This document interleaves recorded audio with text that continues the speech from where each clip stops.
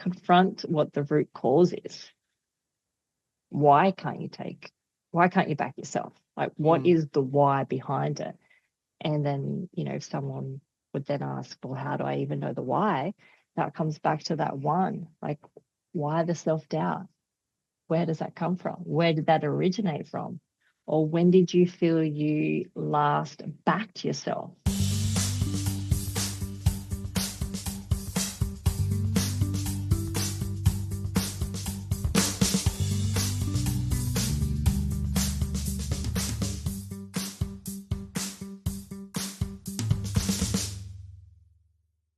Good afternoon / morning, wherever you are. And hello and welcome to another episode of the Kyl Reber podcast.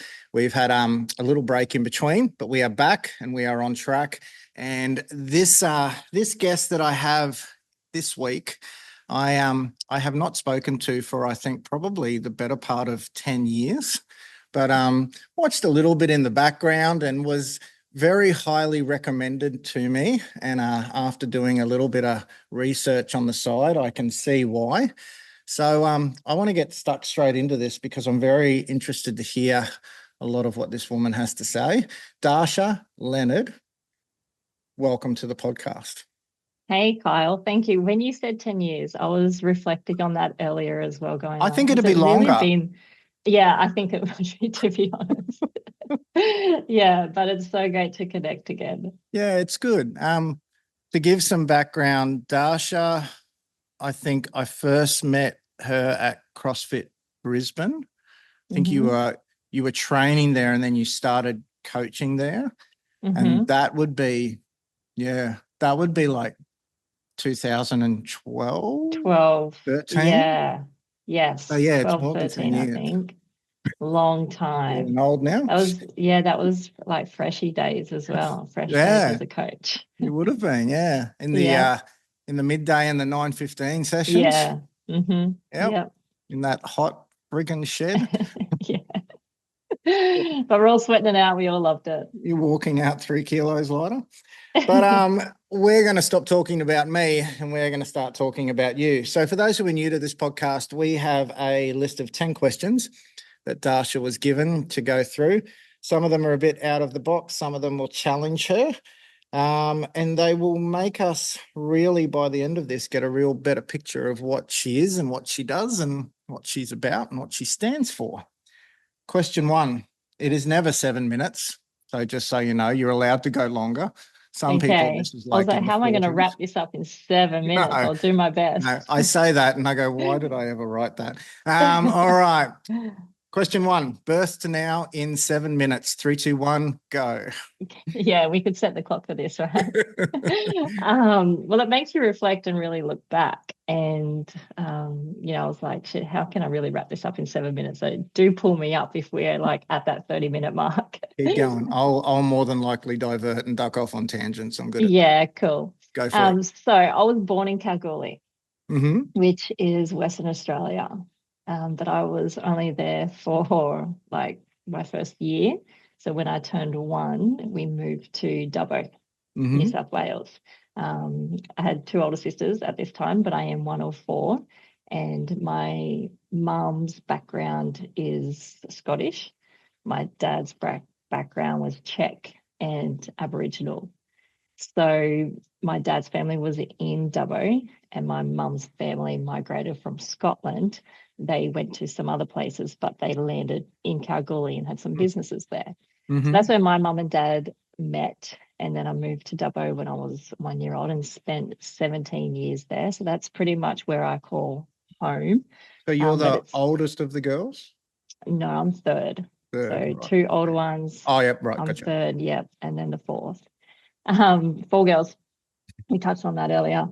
So I spent, I called Dubbo home. And when I lived there and spent a lot of time there, it's changed a lot now. So when I was growing up, it was almost like you felt so out west and so isolated, like Brisbane or Sydney were like huge cities. And my upbringing, a lot, today's day, we do speak about this topic a lot more now, which I think is really beautiful because there's a lot of I guess, stories coming out. But, you know, I'm very open about my childhood. So I grew up in family domestic violence and witnessed a lot of abuse, like from a young age. And, you know, it wasn't just one thing. There were multiple incidences that I was exposed to from a young age, but there was like this little flicker inside of me going, this isn't right. I want a different future. And I've done a lot of work, I guess, exploring that past, understanding the why, understanding why I am the way that I am. And with that experience, it shaped the world for me, you know, in some way. And when I say that, you know, I more mean what I thought of relationships, what I thought family was, what I thought or who I thought I was as a young kid, how I was different to other friends or other people at school. But one thing that I did really young was I played sport. Athletics and running was like my go-to. And as a kid, you know, you think that, you know, you're running for fun, and yes, that is it. But the reflection, I guess, as I got older was, why did I really enjoy that? Or why did I go for a random run? Or what was that feeling that running gave me? And because of the upbringing, you know, it's not just the reason of being, you know, gifted and talented and doing really well, but I did kind of figure out that I was running to kind of escape home life and my childhood. So that probably went on for, you know, my mum was abused for about 20 odd years. So when I came along, you know, my sisters were exposed to it, and then I've come along, and then I'm exposed to it. My other sibling came along and she's exposed to it. But my parents split up when I was about 12 years old. And my home life, I felt, was quite, you know, like chaotic and erratic and high stress and hypervigilant, and you're pretty much living in survival mode. You know, you've got your protective mechanisms up, you're looking for the next thing, you're assessing your environment and those people around you, you're taking other people's energy and their facial expressions. So you pretty much become attuned to the environment based on what is going on. So I'm assuming that when that breakup happened, it was far from amicable. Sure. But it kind of... But that wasn't the end of what I meant. It kept going. Yeah, absolutely. And it, you know, it took a while to kind of get to that, even though there were many times of like leaving, coming back, or other stuff, you know, kind of going on. For me personally, you know, it was like mixed emotions, because around that age, it's like, this is the best thing because maybe this means that there's no more violence, there's no more physical abuse, but also, so it was my dad that was abusive. You also go, but that's my dad, and what does that mean for our family? And I was still very drawn to him from, you know, probably that father-daughter relationship, even though we didn't have really a relationship. But in his your energy, eyes, you thought you had something.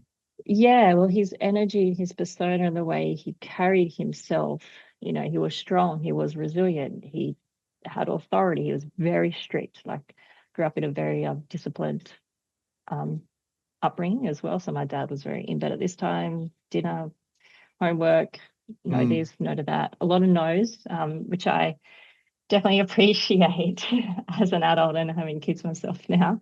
But some of it, you know, it could be a bit too far where it becomes a power trip and it's controlling. Yeah. So that time was like, yes, this is really great because I'm now going to be safe. My mum's going to be safe. My family's going to be safe. But when do I see dad? Or is dad going to be in our life again? Or is this him gone forever and there's no dad around? So it's confusion, mixed emotions, sadness, rage, happiness, all of it pretty much going on. But at that age, you don't really know how to navigate it. So then what do? You project it and you externalize it in some way. So, you know, at times I was going really well at school, and then I started to go downhill and wagging, not turning up, not really giving a shit about grades, what I was doing. There were times, like, I had stupid things when you look back, like a couple of fights at school. I just can't imagine you being like that. So that shows how much work you've done Yeah. I just can't picture you being that sort of person. And that's the impact, right? And, you know, when we talk about that childhood, it is, I view myself now, I'm just like, I can't believe I could bring that stuff out in me. But as a teenager or just kid in general that's exposed to this type of environment. And when I say physically abusive, you know, I've seen my mum be hit. The biggest turning point for me, I feel, on a emotional and spiritual level was, you know, my dad strangled my mum in front of us, put her up against the fridge. She was blue in the face. We had to jump in and pull his hands off her neck. So I remember that clear as day. Like I talk that, and that visual is still there, like it happened just yesterday. So, you know, there were big moments like that, that on a core level, like something's not right here, but I don't know how to navigate it. And it's not like our parents sat us down going, hey, we did this and this is why we did that. And this happens because of this. No, there's no talk. It's keep your mouth shut. You don't talk about it. We didn't get help. And mind you, you know, my mum was in a position with 4 kids. She moved from, you know, away from her family. She's looking after 4 kids. She's doing everything she can. She's not working. You stay for the kids because of, you know, obvious reasons to me, but not obvious reasons for other people. But the question people need to be asking instead of, you know, why did you stay? And, you know, giving grief to the mum for staying. It's like, well, why didn't they leave? Why didn't they stop hitting? Why didn't they stop controlling? Why didn't they stop manipulating? Why didn't they stop doing all of the things that creates this? So when you say, you know, you can't imagine me being that person, I didn't know how to control my emotions. Of course. And violence was the thing that I reverted to. So it's like we have an argument with my sister. All right, we're hitting. Well, it's kind of a bit monkey see, monkey do, isn't it? Yeah. And so what years are we talking? So how old are you and what years are we talking this? So when that happened, I was about 10 when I saw my mum be strangled. But I don't remember my specific first memory, but I would have, like, my dad was abusive to my mum when she was pregnant with me, and he wasn't around for the first 18 months of my life. He was also on the run from the police, and he turned himself in around a certain time. So there was a lot of, I guess, neglect and abandonment right in those early developmental years of being a baby. So we're like mid 90s, kind of that sort of thing? Yeah. So I was born 1990, so I'm 34 now. Again, without, of course, making it acceptable, that sort of stuff, because growing up in a country town myself, that sort of stuff, mid-90s Australia, I wouldn't say, I don't want to use the word accepted, but it was not uncommon. Totally. Yeah. And it was, again, not accepted. I'm trying not to use that because it certainly is not. But if you heard about it, probably a lot of people would just sweep it under or just pretend it wasn't happening. Totally. Yeah. And you didn't step in, you didn't do anything about it. It's none of my business. And you just lived in fear. And it's also that whole isolation of what's going to happen. Or if anyone finds out, do they take my kids? You know, where else are you going to go? Because am I going to die? Like they're the things that come through. So yeah, at that time, it was, you know, not many people spoke about it, and you are just told to keep your mouth shut and move on from it. But the impact really makes a difference in your life without just going, yeah, it's never ending. It's forever work on a daily basis. Yeah. So it was a good time when my parents split up, and I used sport as like that outlet. You know, running was my go-to, competed in athletics, wanted to go to the Olympics, be the next Kathy Freeman because she was my idol. And when I saw her run that 400-meter sprint at the Olympics, I'm just like, bam, that's what I'm doing. And I did get support with that. So as much as I do look at my childhood and go, I just grew up in domestic family violence, which, yes, that's what it was. I don't sugarcoat, but he was a great man and he was this, because a lot of media do that. They're like, oh, a very well community man did this. It's like, cut the bullshit, just get to the facts. He was abusive, and that's the reality of it. You know, there were times where we did do things as a family, and my dad did show up in some ways, and, he had that resilience and strength to encourage me with my running. He would always say, "You're a great runner, you're a road runner." When you go past people, say, "Bip, bip." When he did show up, there was encouragement there. And I would say, a belief was probably formed around that time. It just wasn't like that all the time. And it wasn't that parenting and that nurturing that you would just do. And he struggled with his stuff, and he pretty much repeated the exact same thing. But for him, he probably did better. Yeah. And it wasn't as worse as what he experienced and what he viewed when he was a kid. And I understand that now as an adult. But yeah, I keep coming back to sports. So I did little athletics. And then when I turned 16, I studied personal training. So I reached out to someone who I knew, and I looked up to her because she was really fit. We started out boxing together, and then she opened up her own studio with boxing and Pilates. Mm-hmm. And she was pretty much the catalyst of like a turning point in my life to go, "Hey, come and train with me," or, "Hey, would you like to be a personal trainer? Let's do your cert 3 and cert 4. Yep. And, you can do that online and long distance. So that's what I did. And my nan and my auntie helped out with paying that, which I'm really grateful for. So I could do that. And I did the first term of year 12. I was since then qualified as a PT. And I'm like, no, I want to be a PT, because there was this thing inside me telling me that I'm going to help people. I also wanted to keep exploring the athleticism side, because, as when my parents split up, those goals seemed to, drop down the list a little bit. There's also financial issues. We didn't grow up in very poor circumstances like poverty, but, money was tight, as it, was and still is for people. So, those things become challenging to achieve. And when you're in Dubbo, this little country town, sometimes those opportunities just aren't there that you can get in a city. So I moved out of home at the age of 17, and I moved to Port Macquarie. And that was, again, another catalyst and a turning point in my life. That would have been big. Like I was 18 when I left home, and I still had a lot of support from my mum. But like you kind of like would have had a very different situation. Very different. So I originally moved out of home at 15, and just, when you reflect on that, silly reasons, but, big parts of your story as well. So I moved out of 15 and moved in with, a boyfriend at the time and his family, and they kind of took me in per se because, Dad wasn't around. I lived with this huge chip on my shoulder of like, no one tells me what the fuck to do. I do whatever the fuck I want. Like, if I want to leave, I leave. And, which puts my mum in a really like disadvantaged position to go, well, I'm not going to force you to stay here. And she definitely fought for me to go, you're 15, like, stay home. You're not moving out with a boyfriend. Like, as a parent, you go like, shit, if Ava came to me, I'd be like, no way.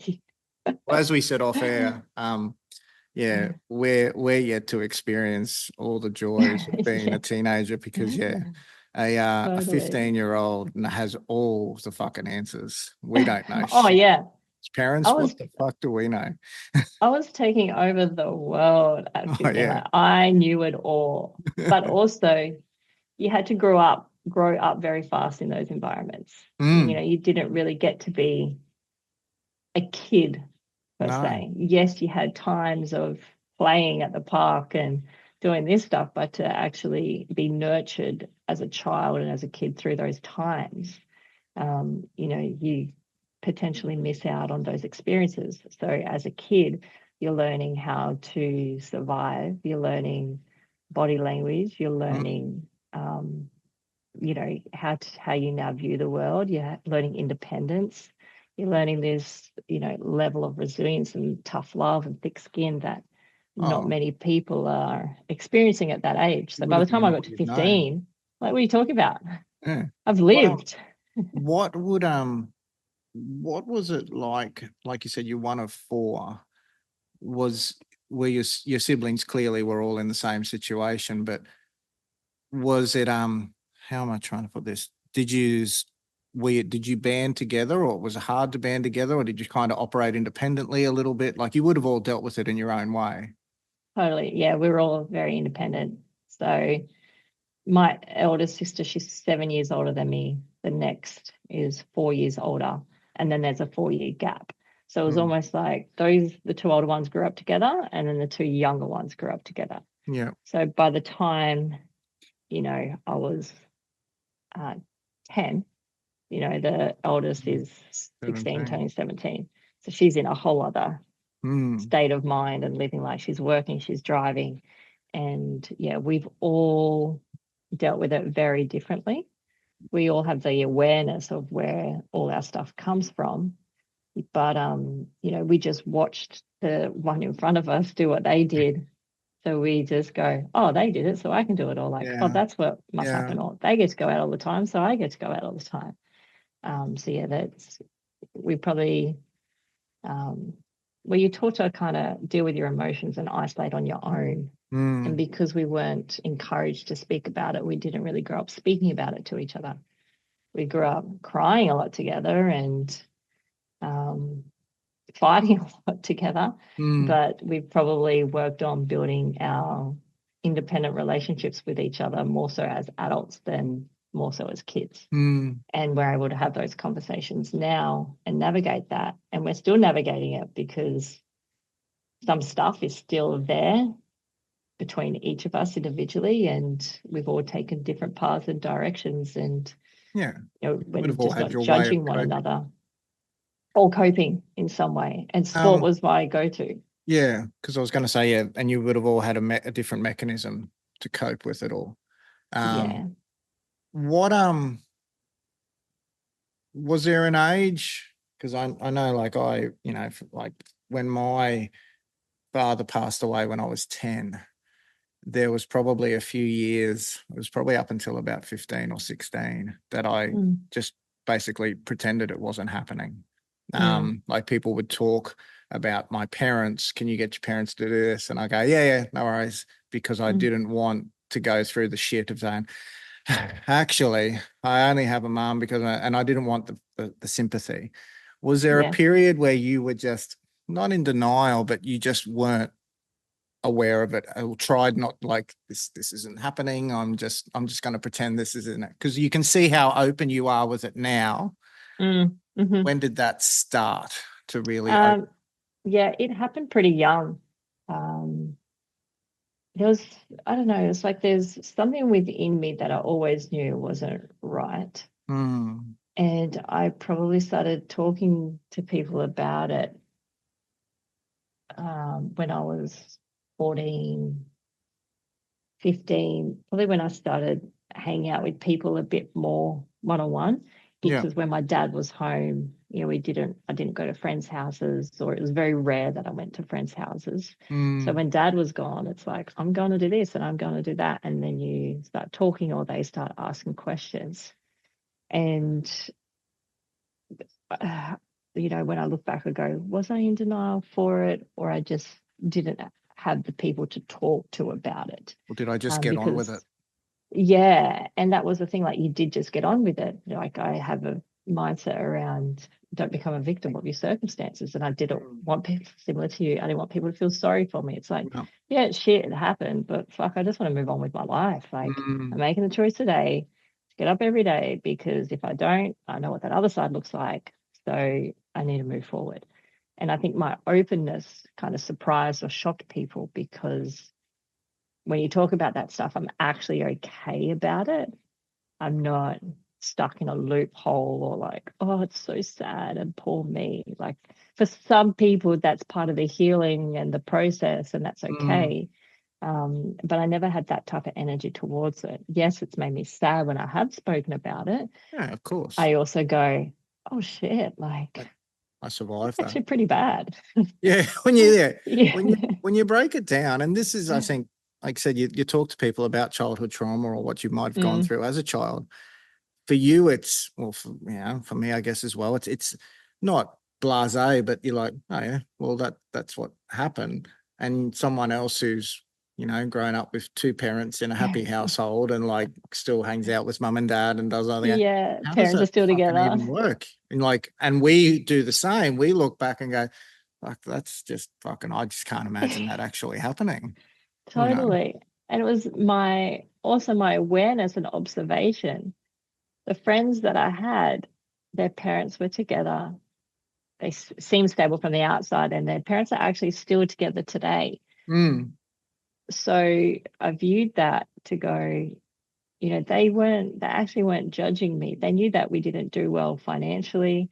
They'd always pick me up and drop me off and, you know, give me opportunities in that essence. But there was never like questioning around like, oh, how come it's just you and your mom, or, you know, like, where's your dad? There wasn't really questions about that. No.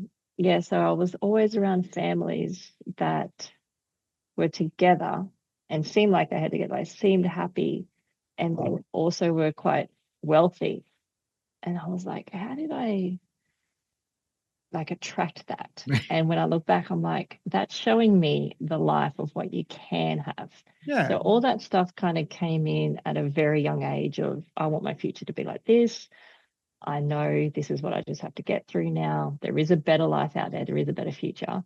And that was a big reason why I decided to move from Dubbo. Now, the reason why I moved, you know, is very stupid and youngish. I met a guy. We got together, and he was the reason and the opportunity, like, out of Dubbo. So, and he lived in Port Macquarie. So I went from Dubbo to Port Macquarie, and then that's when I started to get into CrossFit with the gym that I started working in. So I was like, all right, if I'm doing this, I really need to get my shit together. I actually need to find work. I've got responsibilities now. Training was the thing that kept me stable, you know, mentally, physically, emotionally, but also became like an unhealthy habit that I didn't know at the time. It was a way that I could, I guess, punish myself and chase a dopamine or chase the endorphin, because I just wanted to feel good, because I felt so shit about my life. I felt so dark. How, like, from, again, someone working with a lot of people with trauma and me seeing it too, it's very easy for people in this situation to A, replicate the behavior they're surrounded by, B, self-medicate with a lot of things far worse than exercise. Did that ever present itself, or that just wasn't your thing? No, it absolutely presented itself.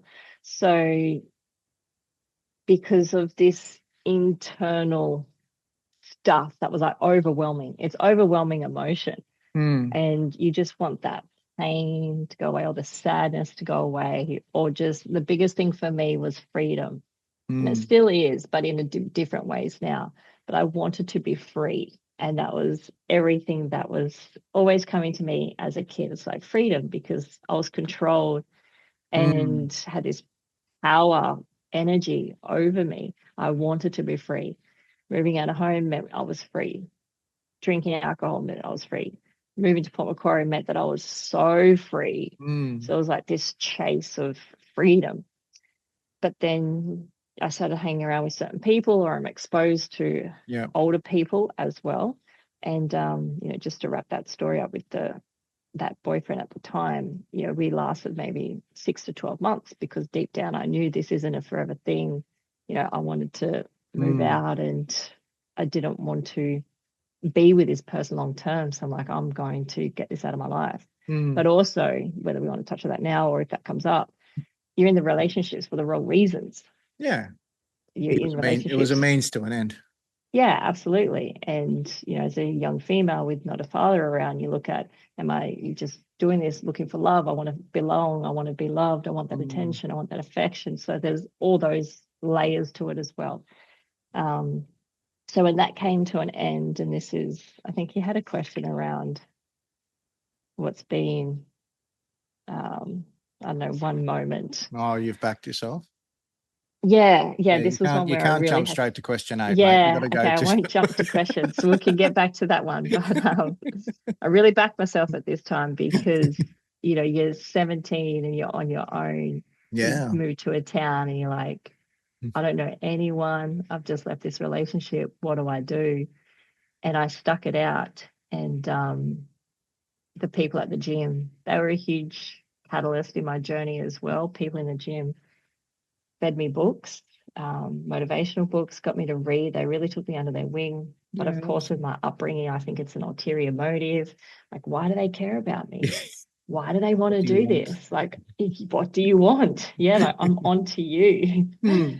So you're working through that stuff as well. And when you turn 18, or I think I might have even been 17 at this point, that's when I got involved in drugs and alcohol a lot more. And I, every weekend was on it. When I say on it, I was taking pills and cocaine and, having benders, freedom. It was that weekend where I could just be free and my spirit and my soul would just be free, and I'll deal with the shit after, because I know that I can get through anything because I've gotten through this childhood stuff. And it was like this, something needs to break free with me. I'm not saying drugs and alcohol is the way to do it, because it's no, that's what not. I'm saying. Like, we all are addicted to something. That was the start of my question, was like, you have such a background in exercise, but yeah, whether there was a period where it kind of switched gears to a negative. Yeah, and again, that comes, like, I was chasing a feel good. I wanted to feel good. So when I got the taste of that, I was like, oh my God, this is the feel good that I want. Yeah. Give me more of this. But also deep down, I had the insight to go, man, I'm not going to be doing this at the age of 30. Surely this is a phase. That's and good. The people who I was hanging around with were, late 20s. So I was 17, 18. These people were late 20s, 30s. They're having affairs with their wives. They're on it every weekend. They weren't training as such, weren't looking after their health. And I could look into that future and go, if I keep staying here, that's where I'm going to be. It's like Dubbo. If I stay here, I feel like I'm not going to progress in life. I'm now here. These people are in front of me for a reason. That's where I'm heading if I don't sort myself out.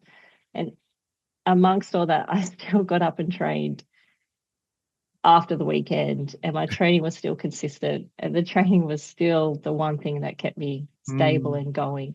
And that definitely burnt me out and put me in a deep hole. I have there's ulcerative colitis in my family, so there was a time where I was just flogging myself in the gym, flogging myself on the weekend. Ulcerative colitis is hereditary in my family.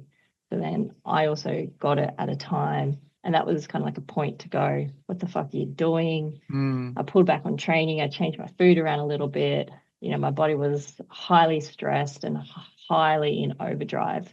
But you don't know that at the time. No. You're just like, I am doing everything and I'm punishing myself because you can. Like, I had a trainer at that time, and I'm just like, train me until I break. And he would train me. We do kickboxing and a little bit of MMA, but weight training and bodybuilding training as well. And he would just punish me. But I thrived on it and loved it because I knew discipline. I knew resilience. I knew a breaking point. And I feel those were times that created a discipline, I guess, that you don't just get handed to you, or most people don't want to do that because it's hard. It's really hard. And I think, dare I say it, probably one of the things that probably is your superpower is also like, what occurred to you as a child, kind of not as a good thing, but it was a little bit of your superpower. Had you have been in a two-parent family that went to church on Sundays and had picnics by the beach, and totally. maybe that would have not have been the case. Yeah, absolutely. Like, the environment is everything, and it does make you who you are. And back to that, the unhealthy side of the drugs and alcohol, that was absolutely, the externalized stuff of 100%. What are you really chasing here? And it was that, just the vicious cycle that you get in. But I knew deep down to go, this isn't forever. Yes, it's a phase of your life. This is where you're heading. If you don't sort this out now, that's where you're going to end up. And, you know, people come into your lives for a reason, either teach you things. And I had people stick by me still going, oh, I actually got more shifts at the gym. So they didn't really have a conversation to go, I know you're doing this on the weekends. It was more like, hey, do you want to work more? Hey, do you want extra clients? Hey, do you want to work a Saturday? And CrossFit. Back to that CrossFit. I started CrossFit, I think it was 19.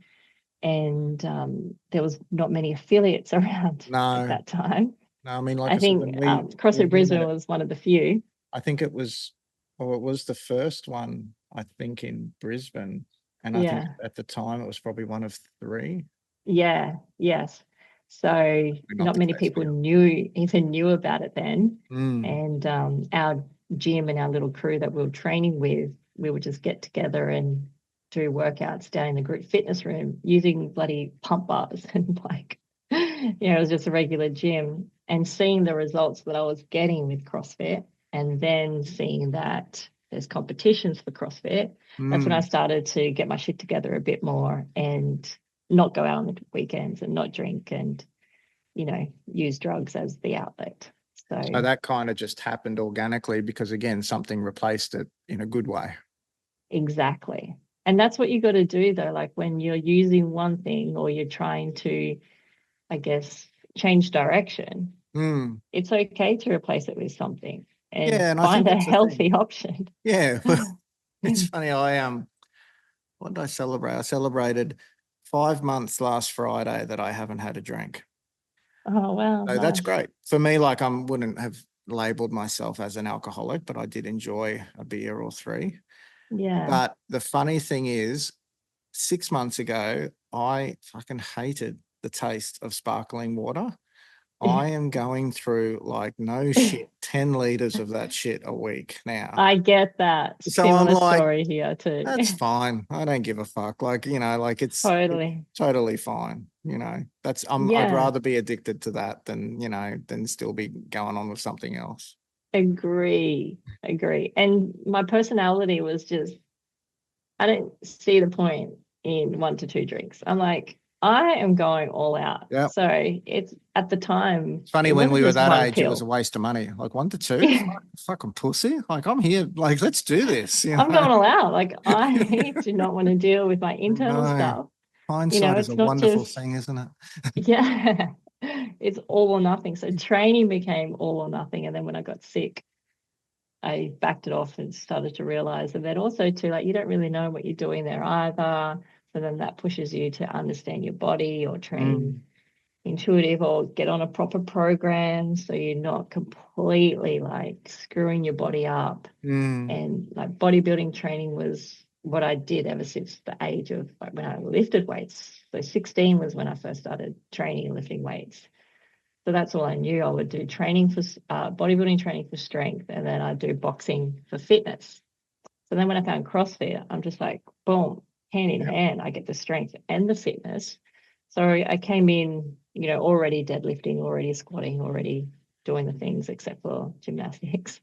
And that was probably like a big turning point to go, okay, if you want to start competing in this or take it a bit more seriously, then you have to take yourself more seriously. Then you set little goals, and no one was really doing it in Port Macquarie. So our little crew kind of became the ones doing it first. And then they, you know, you get your level 1 and you get exposed to it a bit more. And I spent about 4 years in Port Macquarie, and then I moved to Queensland. I had someone in Gold Coast who I knew like really well. She was from Port Macquarie. She also worked at the gym, and she kind of became a healthy like female figure in my life. And we were able to have really deep conversations about stuff. And yeah, she's like, if you want to get out of Port Macquarie, you can come up here, start here, and just end up going wherever. And that's what I did. Spent 3 months at Gold Coast, come up to Brisbane. And then I got really exposed to and deep into coaching CrossFit. And then I was doing weightlifting. And so my environment changed by the people as well. So you're not just around people who train a little bit and then go out on the weekend and get fucked up. No. You're around people who actually do train You've regularly and have these goals and competitive goals and performance goals, and you're like, 100%. And you've got somebody like Matt Swift, who I affectionately call Dad, although he's only a few years older than me, who to me was just, when I went in there, same thing. I drove from one side of Brisbane to the other, not to go to CrossFit Brisbane, but because I wanted to get coached by Matt Swift. Yeah. So, yeah. Shout out to you, Dad. But environment makes a huge difference. Oh, look, that environment, and that was one thing that drew me to CrossFit. Was I always say it's the martial arts of fitness. Yeah. It's got everything that martial arts gives you, except it's with a barbell. Absolutely. Yeah. I go to a regular gym now, and I have to sometimes put a fork in my eye, like, would I rather do this? Because it's just, it's just not the same. Yeah, I agree. And it's just that way of training that gives you an edge of satisfaction, but that physical edge, but then also the knock on around, like the emotional edge, and then the belongingness of community. No matter what age or level you're at, you can still challenge yourself on a daily basis. 100%. And I feel, with people in general, like when there's a percentage of us that aren't challenging ourselves on a physical level, and CrossFit is really that way that you can do that. And you're also exposed to other people around the same age as you that are doing things, and you're like, oh, if they can do it, so can I. It's we are who we surround ourselves with. Let's I told you this would be more than 7 minutes. Let's move. I'm not cutting you off, by the way. Let's move forward. Now, it's in the background there on the shelf. There's a book that's come out, and now you are using your background and your skills that you've learned. What do you do now? So now I am a counsellor, and I am seeing people to work through their childhood stuff, whether they have been exposed to abuse or other forms of neglection or other forms of trauma. I'm helping them overcome the past so they can, I guess, live and thrive today as an adult and not allow the story of the past affect who they are today. And that put me on a path of also teaching it. So I work with the Queensland TAFE, currently in Cert for Mental Health, where I am teaching students around this topic and have the flexibility to work from home, which makes a huge difference. But given the history of it, I have a huge passion of helping people. And when you've been in the fitness industry for so long, you get to know people a little bit deeper. And one of my things was I never saw people just as, the mask that they kind of came in with. I looked at them as probably a human, a real human who came with a story and came with stuff. And I was able to ask certain questions or connect with people in a way that it's not just, hey, it's sunny outside, like, did you take time out? Or, oh my God, it's raining. I was able to connect with them a little bit deeper, and I found that I had, this knack, or I have a sign on my head that says, tell me your life story, because I'll listen to it. I'm that person. That must be very rewarding. It must also be sometimes a little bit heavy.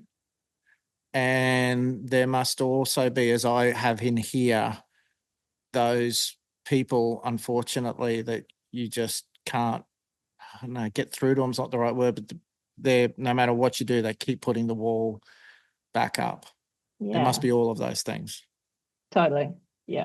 Yeah. And it is, because in a way, you've got to meet people where they are, and where they are is not where you want them to be. Yeah, that's true.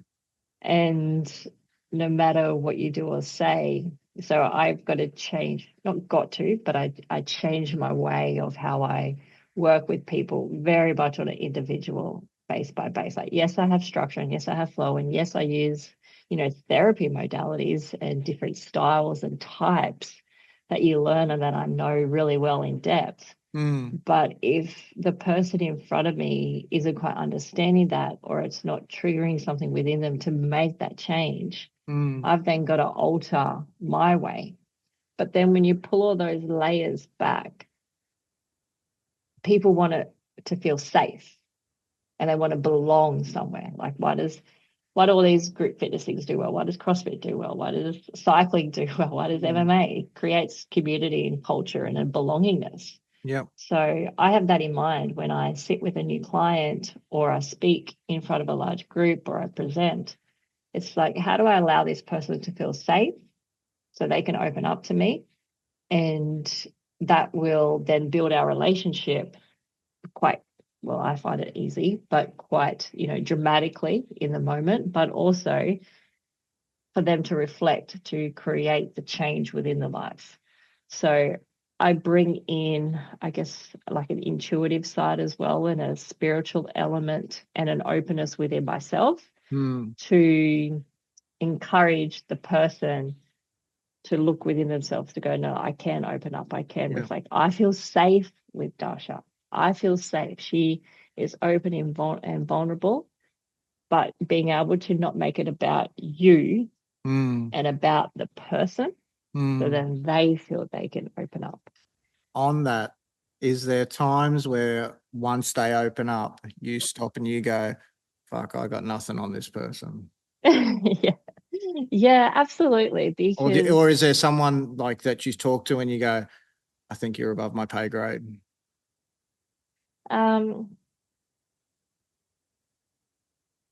Yes and no. The yes part is like, it comes from my own personal self-doubt. Yeah.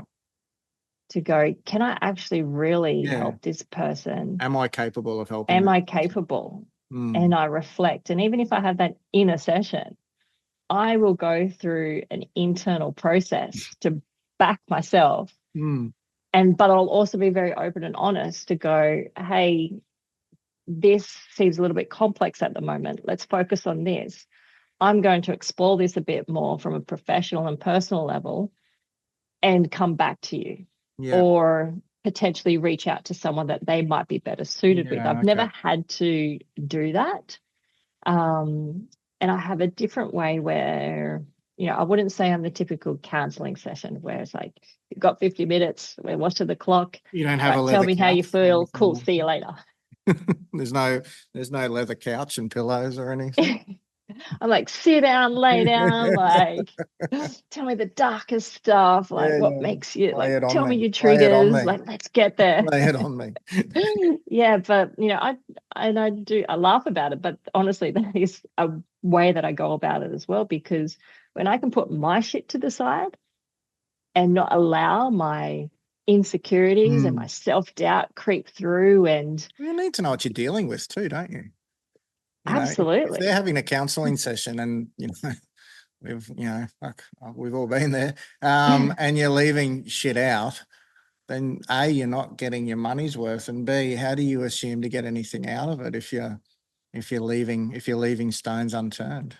Yeah, I say be as open and tell me anything. Like, I actually don't give a fuck what you've done, the bad shit you've done. If you're a fucking criminal, like, I don't care about that stuff. Like, I want the impact. Like, you're here to make these changes, and I will allow that process to happen. Are there, probably the last question before we actually get to question 2, are there days 2 hours later? It's all right. I knew this one would go for a while for all the right reasons. Are there days, and I'm trying to, like, I guess you could say I work in a similar space to you, and probably a different, I don't know, different level, different medium. Are there days where you come home and you just need a little bit of quiet, or you just go, I need a drink, like I need to go for a walk, I just need to not talk to someone for just give me a minute, because that can happen. Absolutely. Most days. And you throw kids in there. So I've got 2 kids, a 6-year-old and a 2-year-old, and I'm married. And John's work as well. Like he's full-time in a medical rep role. So his hours can be very unpredictable. And, you know, I'm fortunate where I can do my work from home. Eldest is at school, little one's at home majority of the week. And, you know, with that question, it's not so much the stuff from other people. So from clients, I'm able to emotionally disconnect from the heaviness of what they have been through or what they've been exposed to. I don't like wear or take on their stuff. I don't feel the sorriness of like, oh my God, that's terrible, like feeding it. And I don't know if that's just, I guess, the level of emotional work that I have done for myself. I think it's, you're probably able to regulate it maybe better than others. Totally. So, yeah, I keep a limit on how many clients I see as well for those reasons. So, you know, I don't do 40 or 50-minute sessions back to back. Like I see people for like 1 hour, 1 hour 20, 90 minutes. I've had 2 hours with clients before. I take on max, you know, 5 at a time because it is heavy stuff. But yes, rather than going like, fuck, I need a drink, I'm like, you know, I'll message John and be like, hey, I really need the time this afternoon, or what time are you roughly going to be home? Can you take the girls, or can you pick up the girls? And we have a very good, you know, I guess, communication and balance around that. That just doesn't happen overnight as well. That takes with a lot of communication, asking for what you want and what you need. And he's very, you know, he's very hands-on and engaged with the girls, and you know, awesome. Tries to alleviate that stress and pressure, because being a mum, you know, working in this space, still having your own goals and dreams and aspirations, like, you know, he knows how important that is to me. So he will try and meet me with what I want, but I've also got to ask for it. And that becomes a level of communicating and, you know, another level of responsibility. Otherwise you do blow up. And you, as we go back, you would have not liked asking for help when you were younger. Totally. It's like, I am going to do this on my own. I don't care how long it takes me. Like, I always say that's one reason. Hardness I have to do. That's one reason, like, none of the sports I did were team sports, because I liked relying on 3 people, me, and me.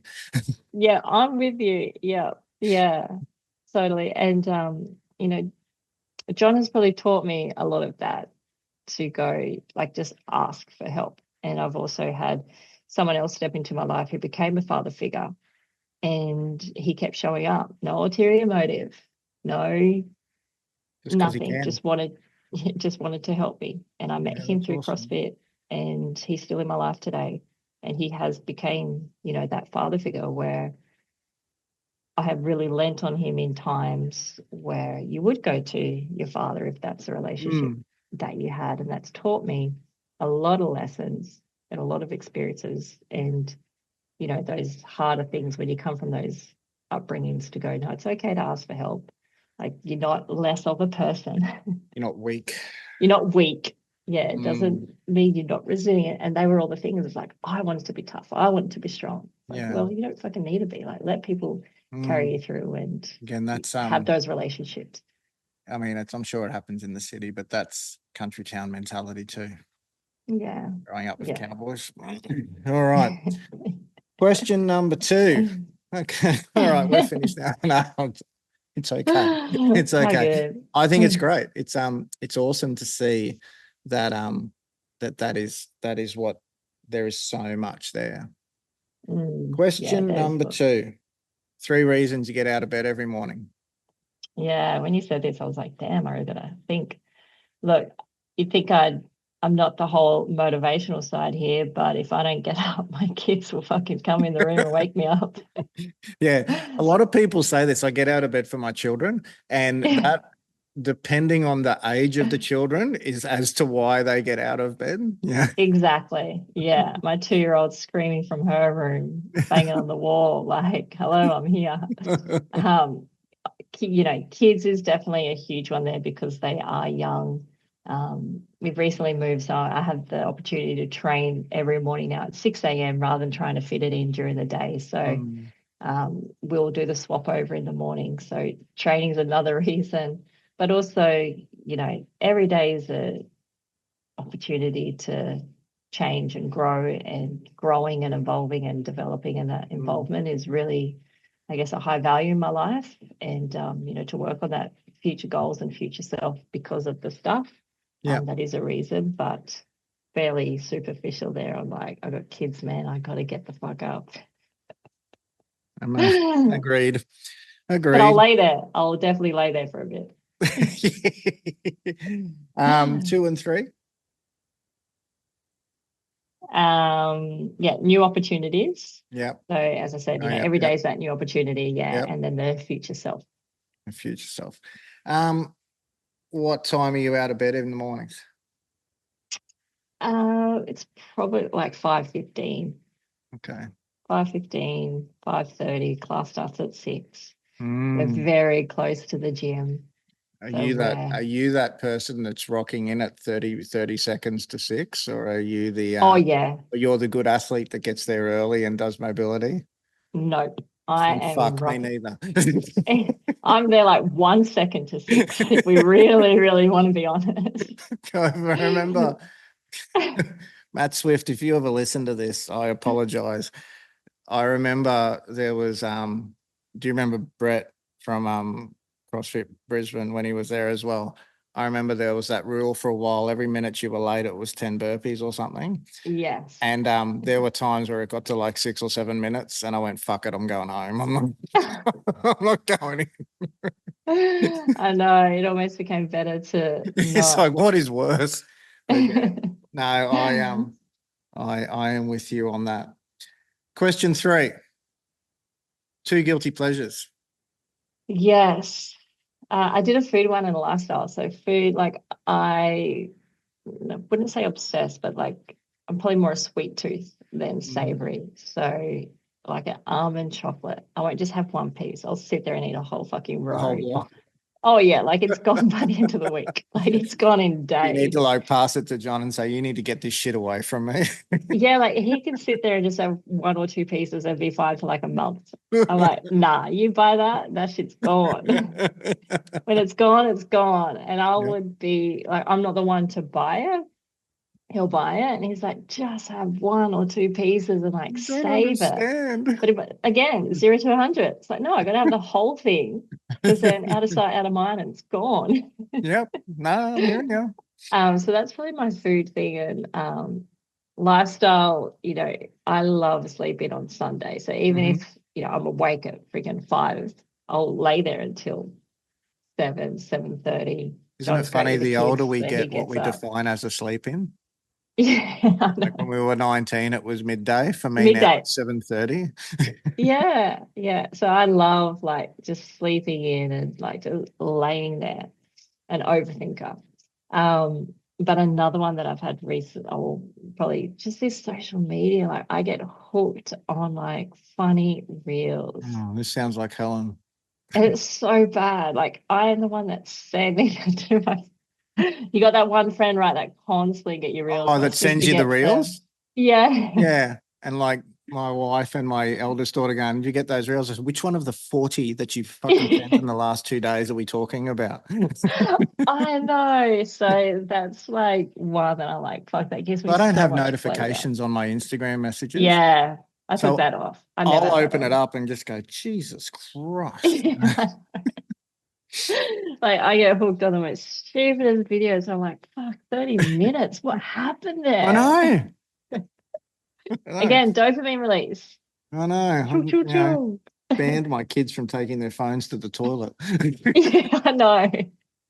But you actually don't need to spend an hour in there. No, yeah. It's funny. Yeah. Wait till they're teenagers, man. Number 4. One thing you bought that literally has made you happy every day after. A yellow Jeep Wrangler. And I put a subwoofer in it. God. Okay, so that's not an answer that I thought I was going to. I am about to throw out my best Guido Hatzis impersonation right now.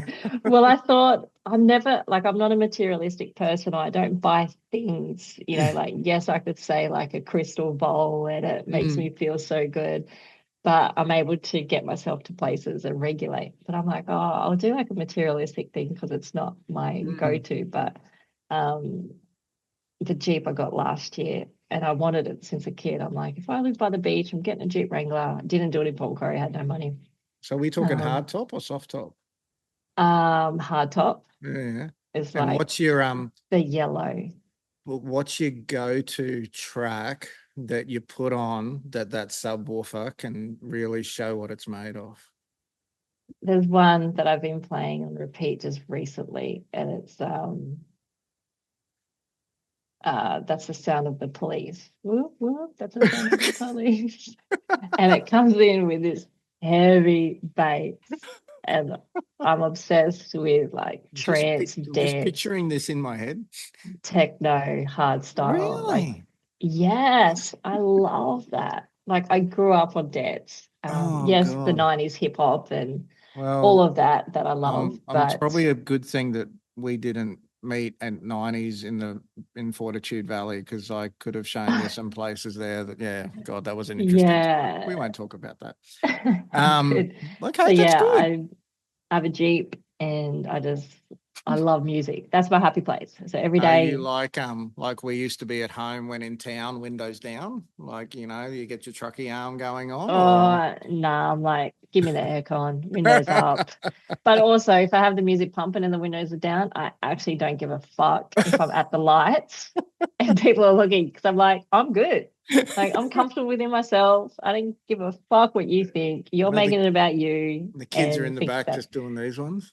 Yeah, I probably should get them some earmuffs. Or the 2-year-old, she probably needs her ears checked. No, I do turn it down when they're in there, but as soon as they're out, it's boom, it's my time. That's like hilarious. I want that car vibrating. That's hilarious. So yeah. When you go through and go, what's one answer you weren't expecting? That was it. Really? That's so funny. That was it. All right. Question 6. 4 things you cannot live without, animate or inanimate. Yeah. 4 things are actually hard because I have a different, I guess, perception on that. But music is definitely one of them. Like, I can't live without music. You know, besides your basics of food and water, you know, families in there too, like what we've created with the history of stuff. Like, I'm really proud of that. I was kind of stuck on that, to be honest. Do you go, and I mean, probably getting very spiritual here, how many times a week / a day do you sit back and go, I cannot fucking believe I am here?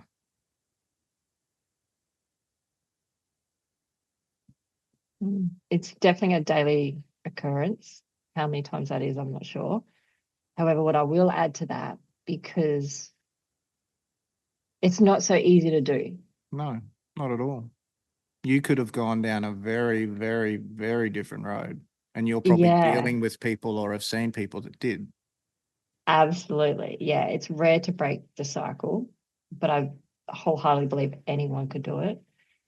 But to further add to that, there is still negative, like there's negative talk, and there's still self-sabotage, and there still is, you know, underlying stuff going, like all marriages break down, and I'm repeating the cycle. If I get angry at my kids, it's like, fuck, I've repeated the cycle. I'm there. Yeah. Yeah. Like, so yes, the reflection is, holy shit, like I've broken the cycle. We've broken the cycle, but the doubt still creeps in. So there's, you know, our mind just wants us to be negative. You know, our mind wants the drama. Our mind wants the problems.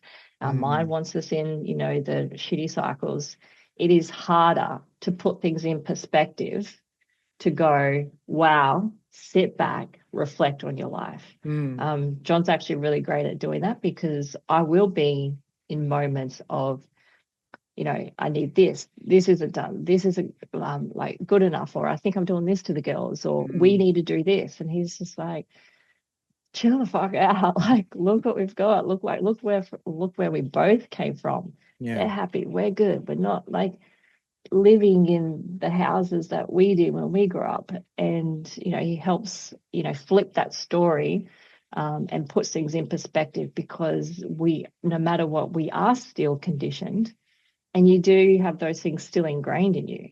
Yeah. It's probably only when I sit back or if I have little internal freak out moments, I'll then, have to change my way of being or state of being or energy, so it doesn't continue into a rabbit hole and a vicious cycle to go, all right, what are the facts? Stick to the facts, cut out the emotion. And I think not in a negative way. Yeah. And I think it's allowing, we all, I think sometimes we sort of, I guess, what am I trying to say? We have to realize we're not going to get it right every day.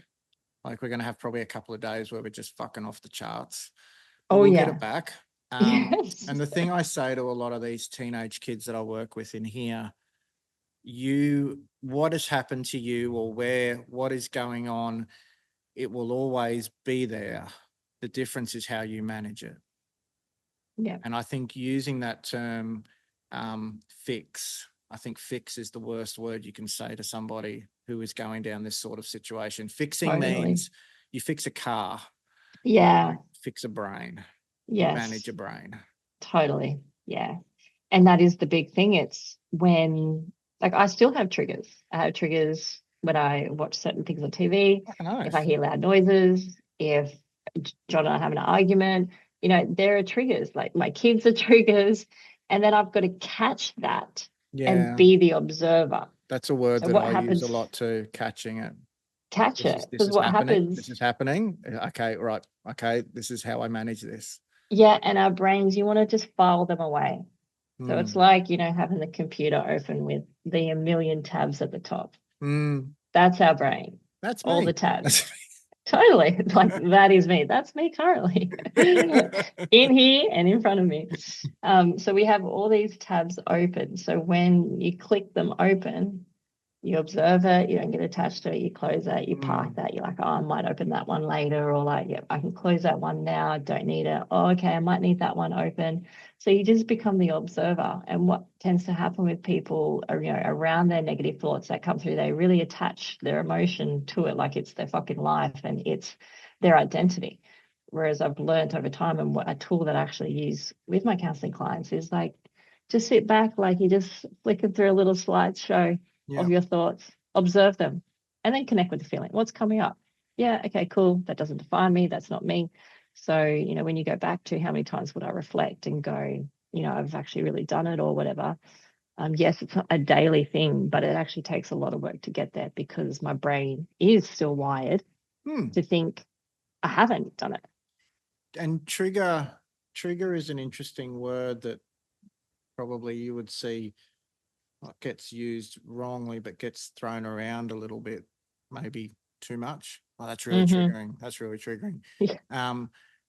Like, that's like and again, when we look at the description of the word, a trigger on the firearm is, you pull that thing, it causes a lot of damage, as opposed to just someone's really pissed you off. Yeah.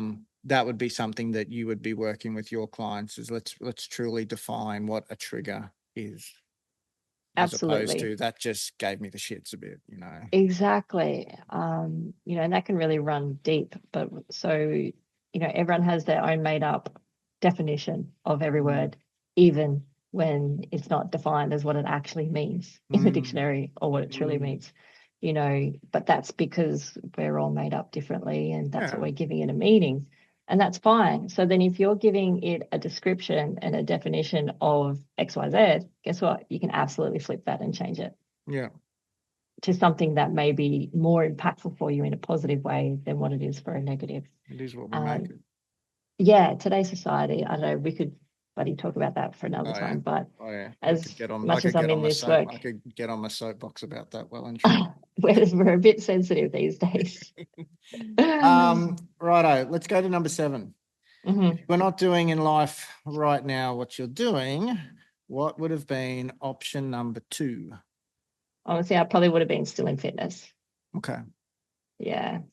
That's what I think. I do have other passions, but I'm like, that is always a fallback. I probably would have had, I don't know, I don't want to say this.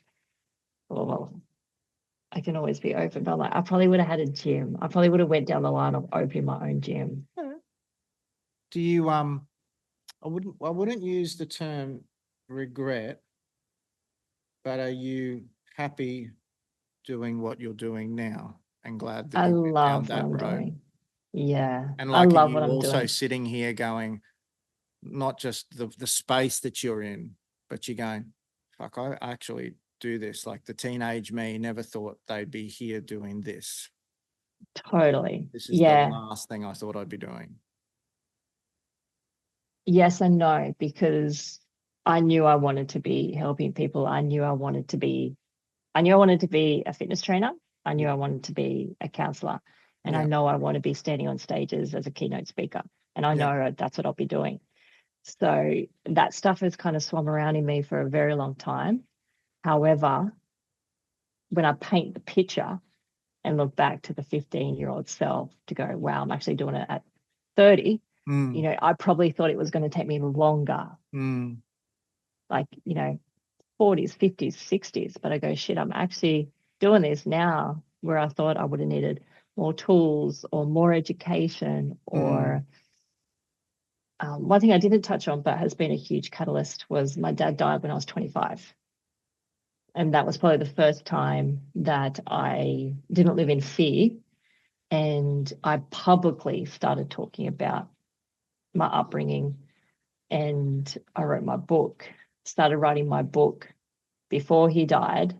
And it was a shit version because it was super superficial and like he was watching me like a hawk. I'm like, fuck, this would be so much easier if he wasn't here. 2 months later, he died. So I deleted everything that put that one in the trash. I'm just like, start again. Yeah, trash. Don't even save that file. I can throw that straight out. How do I get this out of the computer? And then I started writing the book again, and it was written more freely. I wasn't judging myself. Yes, I felt judgment from family, but that was just made up story in my head. But the thing that I really come back to was I want to make an impact. I want to help people in these situations. I want to speak up because I've been told my whole life to shut the fuck up. But I'm not doing that anymore. And my mission is higher than myself. It's for creating impact and being a voice. And life will go the way that it will go if I stick to the mission. Can I ask and answer as descriptively as you feel fit? What was the reaction when the book came out with the rest of your family?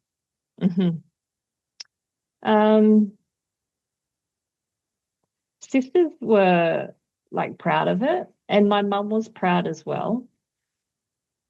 However, it's going to, again, trigger, like actually, you know, really trigger in so many ways. Because there's experiences, like as you would know, there's stuff we block out and there's stuff we don't talk about, and they would have had a different experience to you with the age gaps and all that sort of thing. Absolutely. And there would have been stuff that you went through that's in the book that go, oh, fuck, I had no idea that even happened. Yes. And I told them all before I even started it, or when I was starting. And even when I was young, I said, I'm going to write a book one day. So I had this belief within myself. I knew that it was going to happen. And, you know, so it wasn't just, here's the book, go and read it. Like I actually, you know, sent it to my mom at early times of edits, or I would message her and ask questions. So I got the story right, because I felt if I fuck this up, like, yeah, the stuff that comes from family around that story is not right. And, you know, there's definitely stuff in there that wouldn't be right from their experience. But my communication was, this is from my experience as a child. Yeah. And I don't know the full story because my mum hasn't sat us down and told us the whole story. Yes, we know the story from our experience. You know, my dad's dead now, so I don't know the full story. I only know what I've been told, experienced myself. So I communicated that very early on. And, you know, there was definitely, you know, some pride attached to it. But I came out with stuff that my mum's family didn't even know. So then that starts conversation. And, you know, I think, and I've probably only communicated this a little bit with my mum, but I understand the position that she would feel and the perception that she would have, considering, you know, this was her experience and journey as well. And, you know, she's a very private person, and I do respect that. There are boundaries there. And the thing that I just reiterated was, this is my experience. And, you know, my book is written in 2 parts. The first part was about the childhood, and I pretty much just cut straight to it. I don't beat around the bush. I talk about it. But it was more about, this is how it impacted me, but this is how you could change your life. And don't become the victim of it. Like, empower yourself to be better. So the second half is, this is what I did. You know, I speak about CrossFit in there, you know, go on the games. I talk about books that really helped me. I talk about, you know, my relationship with John. So it wasn't just heavy around a domestic violence upbringing. No. But of course, when they read it, they would have their own attachment to it and own emotion to it. No, the reason I asked that is there's a book I'm reading at the moment in a similar vein to what happened to you about abuse. And reading the interviews with that, like, you know, the author has had family members now that just won't speak to her anymore and that sort of thing. And I guess that is the risk you take by telling your story. But it's a risk that, like you said, you know, you're not, it's not a woe is me, it's I got out of this, so can you. Absolutely. And that was the intention right from the start. I gave them all copies, you know, they have access to it, like they've shared it with other people. Like there is a lot of like proudness around it. I know that. There. Yeah, but I know the deep stuff, it is going to ruffle feathers when you're doing things and when you're speaking up and when you want to be a voice and you're taking action.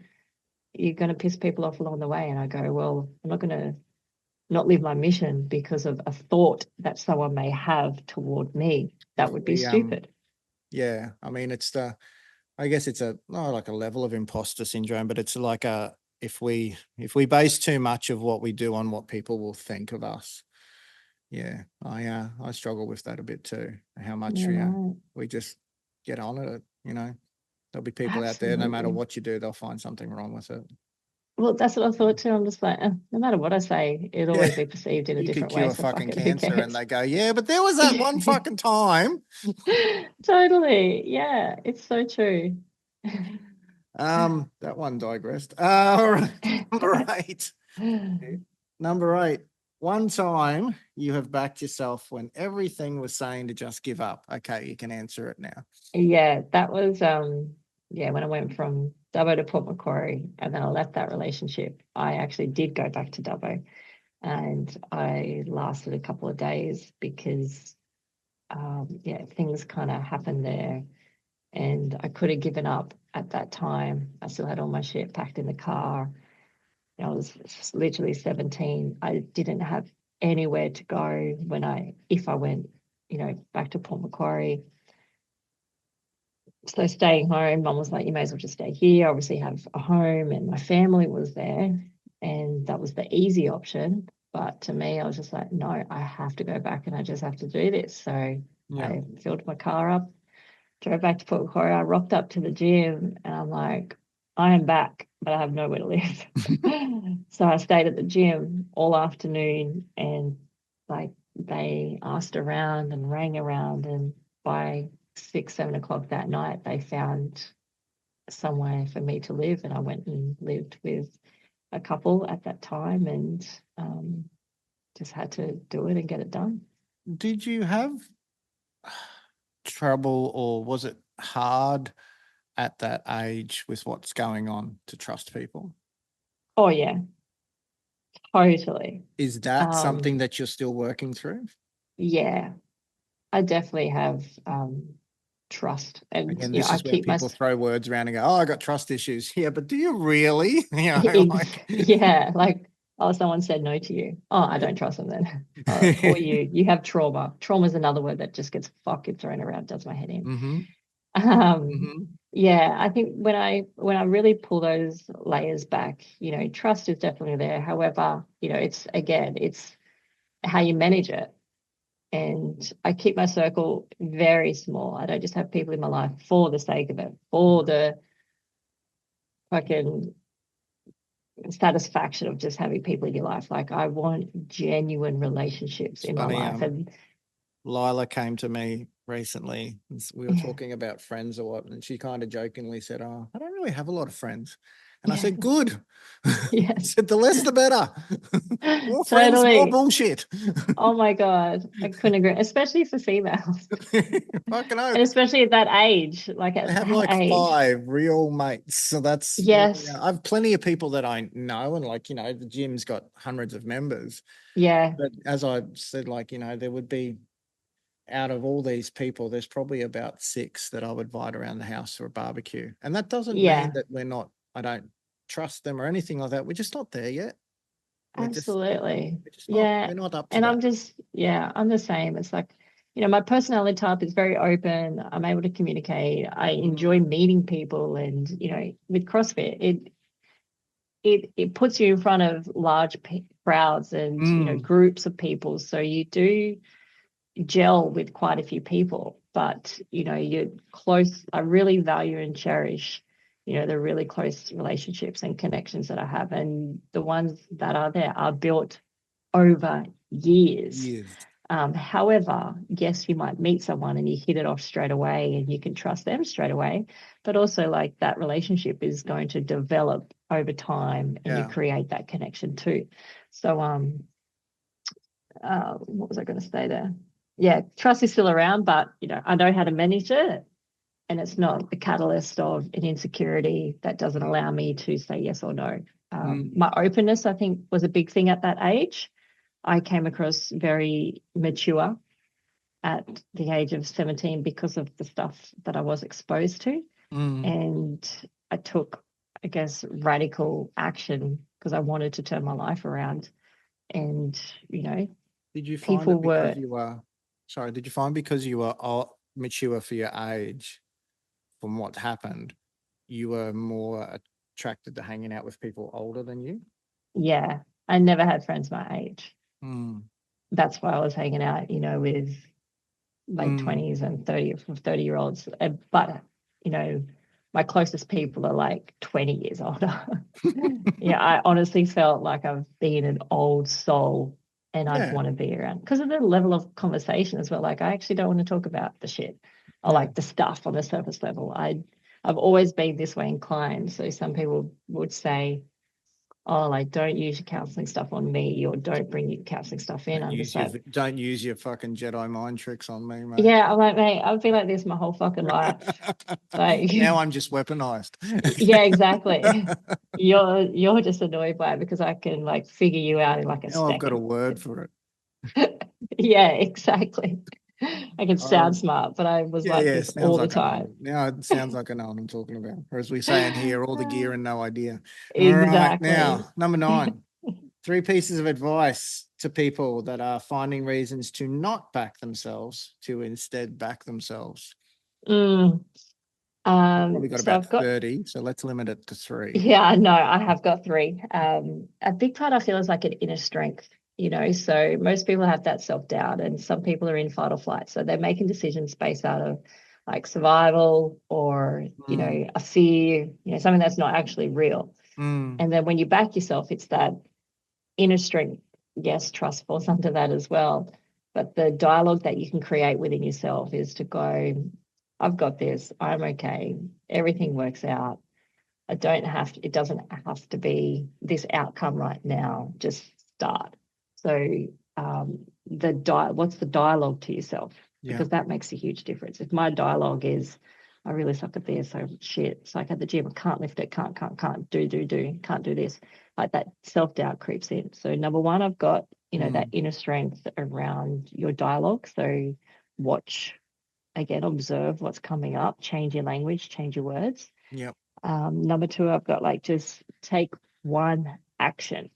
There's no, as we know, perfect time or right moment. When you achieve this in 3 months, that's not the time to take the action. It's taking the imperfect action and just figure it out along the way, because it is meant to be the thing that actually happens next for you. And then number 3, which is probably like my ultimate, is like confront what the root cause is. Why can't you back yourself? Like, what is the why behind it? And then, if someone would then ask, well, how do I even know the why? That comes back to that one, like, why the self-doubt? Where does that come from? Where did that originate from? Or when did you feel you last backed yourself? What was going on in your life then? Who was in your life then? Do you think that's something with the clients that you work with and probably with yourself? Like when we were talking earlier about that period of, I don't know, denial or just getting on with it. And like you said, when your father died, there was that openness. Now I can really find this now. Like, and with the clients that you have, that's really the thing. And that's often probably the news that they don't want to hear it. This is why you do this. And they go, no, it's not. Yes, it is. Yeah, definitely. And, that comes also under like taking responsibility and accountability for your life and your actions. Like, yeah, my father was abusive, but I'm not going to keep fucking blaming him for me making the choices around X, Y, Z. And I guess that's the thing that, like we were talking about the catchwords and all that sort of thing. And, like, I do this because of this and I do this because of this. No, you do that because you're a piece of shit, or you do that because you're just a grub. Like, or, I do that because I have this. No, in that particular instance, you were just a bitch, Absolutely. Like, be honest with yourself. And like, I love that. I love getting feedback because it's like, what did I do? How can I improve that? Or, I don't think that I'm broken and that whole, I don't need to be fixed. However, like, I will reflect on what I do and say because like, that's my experience in life. And I'm striving, to be, I guess, the best version that you can be. But then you are the best version that you are on that day. And when you bring in new awareness and new skills, you develop and you do change and you do grow. But when you actually can confront what the root cause is, that's what you can really start to break down. You may have someone who's motivated to do things, but if they keep being stuck in the same cycle or loophole or not progressing, or people go, oh, I thought I would be further than what I was at 30. It's like, we'll get to the root cause, like, what is the stuck point? And typically it goes back to a certain time in their life where they felt less of, or, they were discouraged by someone or something. So then you've got to unpack that and you've got to acknowledge that. You've got to view that. And that's kind of the catalyst of people having these breakthroughs. And I think the flip side to that too is them probably taking stock of, they don't think they've gone that far, but when they map it all out, like, you could have gone down a very different road as a 15 to 17-year-old girl, which that I remember in my teenage years. You could have gone down a very different path somehow. And again, you got yourself out of that. So no matter where you are now, so it's that looking at what have we already done. Yeah, for sure. Like, when I do reflect, it's like, okay, what I did at 17 and made those choices put me sitting right here in front of this podcast. Yeah. Well, yeah. That's why, like, you've got to look back and go, how did my environment create me? What choices did I make earlier? What's my stuck point? And then when you can confront that root cause, then you can take the leaps and bounds. Otherwise, what do? You externalize it: drugs, alcohol, sex, porn, dopamine releases, exercise. You've got to externalize it somewhere. But people aren't going like within. What's the stuff? Why am I doubting? What's the root cause here? Like, why aren't I backing myself? Yeah. So you get to the why. Yeah. Number 10. We got there. A quote to live by. Instead of 1, I got you 2, just because you got another hour. No. I don't have any classes. I always love you are the average of the 5 people you surround yourself with. That was a big one for me when I was a lot younger, because So say that again. You are the average of the 5 people you surround yourself with.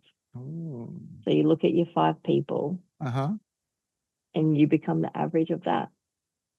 So that was a big point in my life because I had people at the gym and I had people who were going out partying. I also worked in bars, so that didn't help as well. But I Trust me, I projected it know what into that's like. work. Yeah.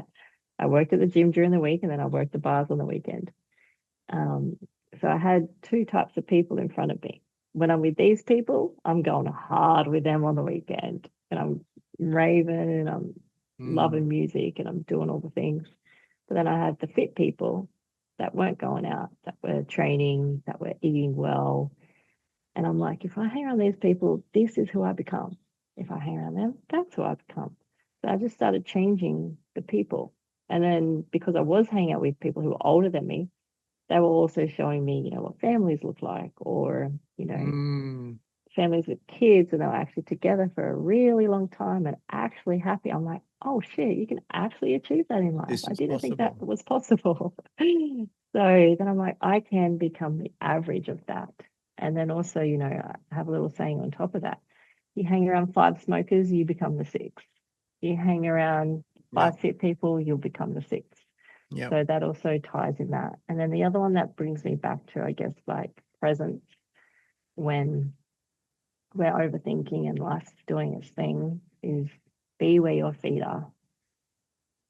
Because if you're just where your feet are, there's no tomorrow. There's no yesterday.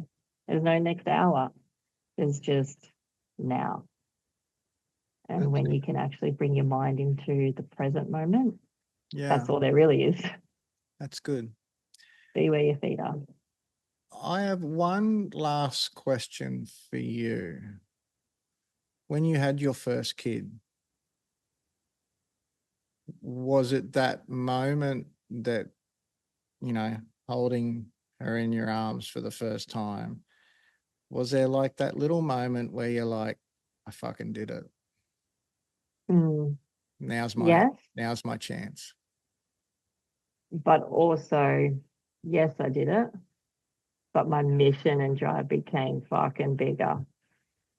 Because I know how much work it takes internally to break away or break free from the stuff.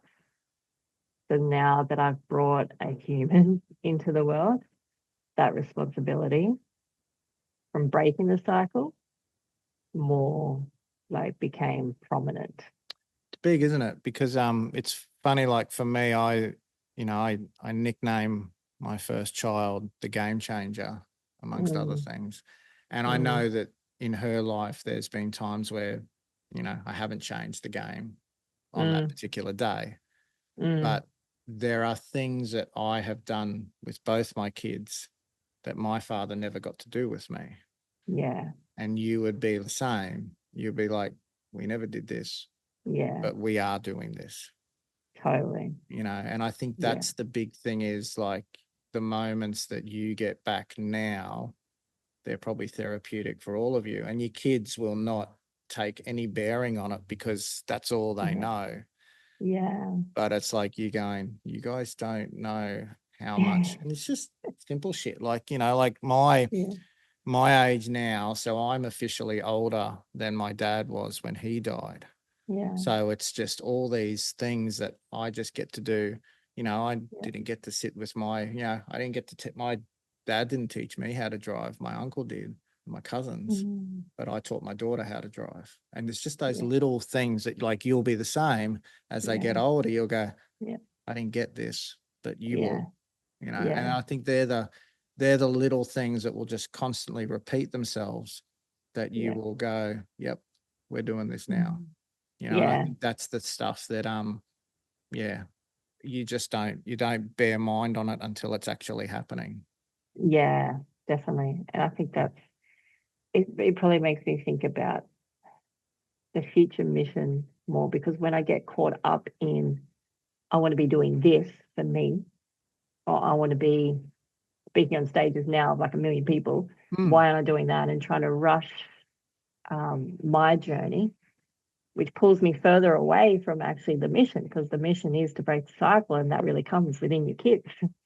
Yeah. So when I'm projecting my stuff to go, okay, I want to be out here doing this. What's that really about? What are you trying to validate? Who are you trying to be validated by? Because you chose to have kids. You two are on this mission to create a life that you both didn't have, and more so, around the cycle of abuse and violence. That's exactly where you need to be. 100%. So, like, I'll talk to Ava. She's 6. We have conversations about violence and abuse and love and household energy and things to look out for and what this means and feelings and emotions. I think that's the thing too. Like deep. There's a difference between, what would you call it? There's a difference between education and exposure. Yeah. I think my kids at their age are very much more educated in the world than I probably was. And that's not because they live in a big city and I lived in a country town. I think they have learned, well, the general rule of thumb, do the opposite of everything I did at your age and you'll be fine. But they, they definitely have more influence and more. I had a few really good role models, but they have, I always joke, this place behind you, they have 40 uncles. Yeah. And that's the thing I think is, we need to make sure our kids, there'll be times where we pull them up, but, we are always there for them. Absolutely. Yeah. And having those people like the mentors or the other uncles and aunties and brothers and sisters that can chime in and help out, because everyone offers something different. I know we will probably wrap this up soon, but one thing I will add to that. Keep going. It's not the extreme of the other side. So yes, because I experienced this as a child and, John's got his own journey.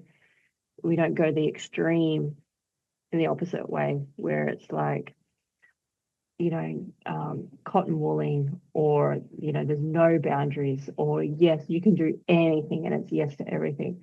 And I think, for those who perhaps don't have the appropriate tools and they're in desperation of wanting to give their kids this life that they didn't have, they go the extreme. So it's like the kids then overpower the parents. Whereas we have rules, we still have boundaries, we've got standards, and yes, 100%. You are going to be disciplined. So, I think that's really important to mention, because a lot of people, you live in the extremes in life. It's extreme this way, or it's extreme this way, but how do we meet in the middle? And, a lot of gentle parenting, this way of gentle parenting is coming out, and whilst I'm all for that, and yes, we do that. But again, we're labeling something that doesn't need to be labeled, because if you're just a loving, nurturing parent, why do you need to label it gentle parenting? Just be a fucking good parent to your kids. You're just being a good parent. Like, that's the thing. Like, you're right. It doesn't necessarily need an identity. It just needs to exactly. We label everything. Oh, this is what this is like. Yeah. I heard.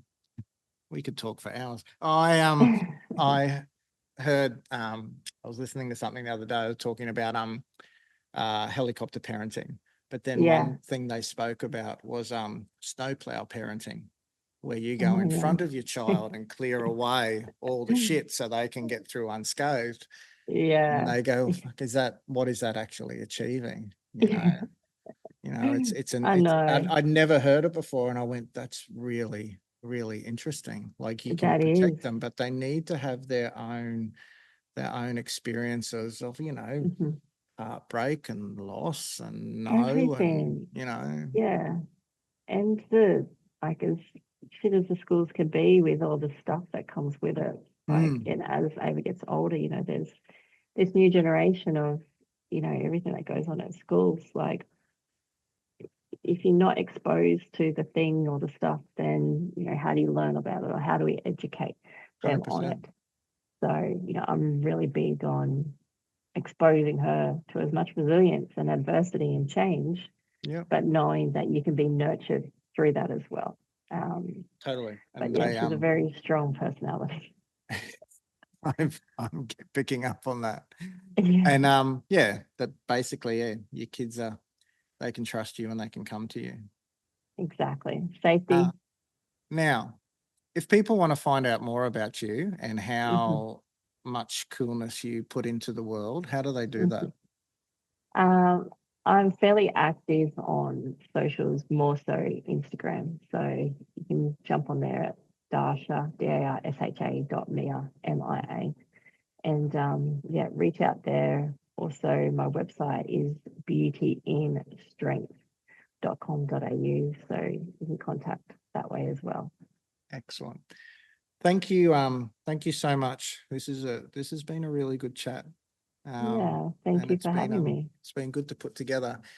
For those of you that listen, thank you. For those of you who like this, there's plenty more other good ones. You should go back and listen to some of the old ones. There are some really cool ones.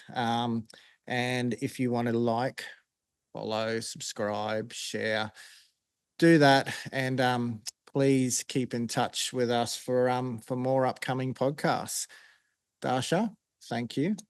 It's been an absolute honor and a privilege. And we will see you soon. Thank you. See ya.